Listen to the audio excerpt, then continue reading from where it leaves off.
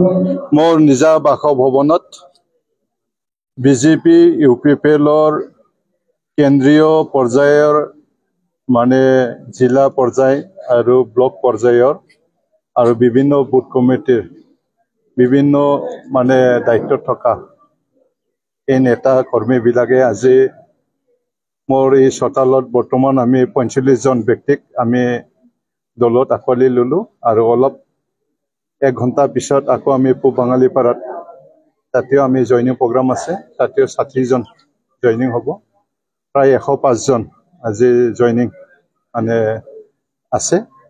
গতিকে মই যোৱা সপ্তাহতে কৈছিলোঁ নেক্সট সপ্তাহত আৰু 500 জন জইনিং কৰিম।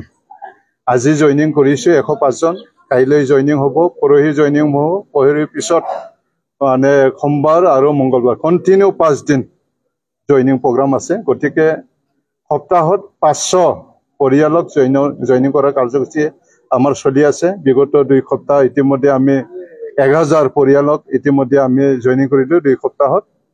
আৰু এইবাৰ সপ্তাহ আজিৰ পৰা আৰম্ভ হৈছে, শুক্ৰ শনি ৰবি, এইটো সদায় প্ৰত্যেক সপ্তাহৰ এই 3 দিন 4 দিনত আমি জইনিং কাৰ্যসূচী কৰোঁ। গতিকে আমি আজি প্ৰথম কৰিলোঁ এই সপ্তাহত, আজি শুক্ৰবাৰ, শনিবাৰ, ৰবিবাৰ, সোমবাৰ, মংগলবাৰ একেৰাহে 5 দিন আমি জইন কৰিম। এই কথাটো আপোনালোকক অৱগত কৰাইছোঁ।